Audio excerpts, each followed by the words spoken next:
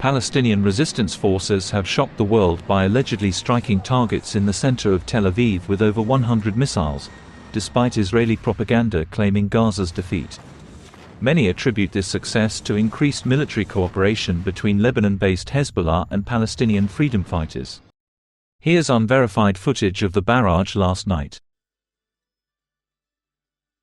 نتابعها الآن لتل أبيب. قبل قليل صواريخ المقاومة تستهدف تل أبيب. حديث عن سقوط عدد من الصواريخ، تقول نجمة داوود التي تلقت بلاغات عن وقوع انفجارات في عدد من المناطق في تل أبيب. يبدو أن القبة الحديدية عجزت عن اعتراض عدد من هذه الصواريخ التي سقطت في تل أبيب، أيضا بالقرب من مطار بن غوريون وفي مناطق أخرى وسط في. Meanwhile, the Lebanon-based resistance forces of Hezbollah appear to have abandoned their policy of limited escalation in favor of a stronger response to Israel. This week has witnessed a dramatic shift in tactics, as the movement plays a complex game seemingly designed to deceive Israel and some intelligence agencies about its next move in the Gaza war. We shine a spotlight on the news that mainstream media ignores. Please help others see this by liking and sharing it. Hit the subscribe button to stay up to date with the latest from Palestine. It seems Israel has crossed the red line set by Hezbollah in Gaza.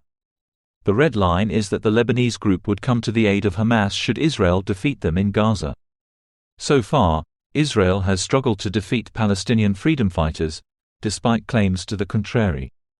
As the battle transitions from air bombardments to face-to-face battles on the streets of Gaza, the occupation is realizing that a ceasefire is preferable to the increasing losses. Despite this, Hezbollah seems to have intensified attacks on vital Israeli military sites. The intention might be to either weaken Israel's ability to deploy faster on the northern corridor in the event of a Hezbollah full declaration of war, or send a serious message to military hawks in Tel Aviv, making them understand that the Lebanese power can risk anything, including Lebanon, to keep the occupation forces on their toes. This week, observers noticed an increase in the rotation of forces across southern Lebanon. More missiles are moving from Syria to Lebanon, and despite threats from the constant U.S. targeting of armed depots in Syria, the flow has not slowed. The first sign of this increased addition to its arsenal is Hezbollah's decision to focus on targeting any drones operating even far from Lebanon. Hezbollah successfully intercepted and shot down an Israeli unmanned aerial vehicle while it was hovering over an area in the southern part of Lebanon, close to the border between the Arab country and the 1948 Israeli-occupied territories. Hezbollah said in a brief statement that it downed an Israeli Elbit Hermes 450 unmanned aerial vehicle. Hezbollah revealed that it downed an Israeli Elbit Hermes 450 unmanned aerial vehicle. The statement added that the Israeli aircraft was brought down with a surface-to-air missile, and it fell in the Galilee Panhandle area in the northern sector of the Israeli-occupied lands.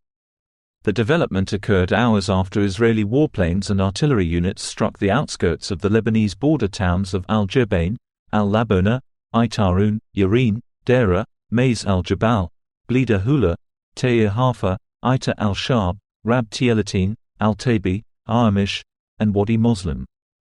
Israel had overnight shelled areas such as Al-Nakawra, Blida, Al-Qiyam, Borj al-Muluk, Kafar Shuba, and Kafar Hammam with heavy and flare shells. The Lebanese group continued its attack on Israel, a serious indication of its determination to flex its military muscle as the Gaza ground offensive enters a critical phase. The Lebanese resistance movement launched a fresh round of retaliatory missile attacks on Israel's military sites in the occupied territories in support of Palestinians amid the regime's barbaric aggression on the besieged Gaza Strip. Hezbollah targeted Israel's Branat barracks and other military posts opposite the southern Lebanese border with Birken missiles. The popular resistance movement also struck an Israeli infantry force on Karantina Hill near the Hadab Yaron site. Hezbollah fighters targeted the Zibdan barracks in the occupied Lebanese Shabar farms with direct fire, causing unspecified casualties. Additionally, Hezbollah targeted an Israeli infantry force near Al-Dera and another force near Al-Taihat, inflicting casualties. Israeli media confirmed the attacks, reporting that Hezbollah launched some 25 rockets and 3 suicide drones from Lebanon at multiple locations along the dividing line between the occupied territories and Lebanon. The Israeli military stated that sirens sounded in the northern towns of Kiryat Shmona, Menara, and Margaliot, claiming that several rockets were intercepted by the regime's so-called Iron Dome anti-missile system. Hezbollah has reportedly fired more than 1,000 rockets, mortars, missiles, and drones at Israel since October 8, a day after the besieged Gaza Strip came under heavy shelling by the occupation regime.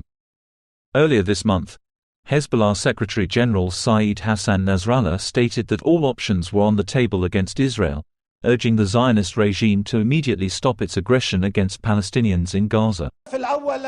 There are two goals today. The first is to stop the aggression on Gaza, and the second is for the Palestinian resistance to be victorious in Gaza, and for Hamas in particular to be victorious. It remains to be seen whether this attack will escalate into a full-blown war as Israel intensifies its deadly assault in Gaza. The reality is that Hezbollah would attempt to reassure its population and supporters of the movement's ability to stand up against Israel if Hamas's defense capabilities are shattered, bringing the organization to the brink of disaster. With a lack of appetite for escalation from both Israeli and Hezbollah forces, the Lebanese Freedom Fighting Group might focus its energy on supplying Palestinian resistance fighters with intelligence and ample military hardware, such as anti-tank missiles, to ensure the defeat or significant setbacks of the ground operation. Hezbollah would also endeavor to keep intense pressure on the Israeli occupation military on the Lebanese front by launching more daring attacks inside Israel. The group might initiate missile strikes deep into Israel to test the defense capabilities of the city-based missile interceptors. This intelligence might be deployed should a larger war break out. Iran, a significant player in this scenario, could order deeper strikes into Israel, possibly as a warning of imminent war if the bombardment in Gaza continues. The Islamic Persian Republic has indicated that Israel's decision to stage a ground offensive in Israel marked the beginning of a devastating breakdown in the Middle East. It has demonstrated deep capabilities to influence the course of the crisis, allegedly encouraging the seizure of an Israeli-linked ship in the Red Sea. These accusations are void and are due to the terrible situation that the Zionist regime is dealing with. We have repeatedly announced that resistance groups in the region are representatives of their nations, and they make decisions based on their own interests. These comments are aimed at projecting and escaping from the terrible situation that the Israeli regime is facing. The Zionist regime cannot accept that it suffered a strategic and serious defeat from a resistance group in Gaza, and it makes efforts in different ways to cover and justify the defeat. Although the denial might be plausible, Iran still exerts control over most of its proxies in the region. It might not have directly ordered the ship's seizure, but posturing continues as Israeli forces target Gaza, suggesting that such attacks might persist, especially on ships suspected of having any ties with Israel. If the situation deteriorates, the Yemeni military might even start targeting American warships in a Ukrainian-style manner using sea drones, which Iran has in abundance. This might force the US to move some of its assets away from harm's way. However, this would require Yemen to extend its zone of operation deep into the Mediterranean for such a complex operation. Appreciate our reporting by liking and sharing this video. Hit the subscribe button to stay up to date with the latest in Palestine. Until our next update. Peace.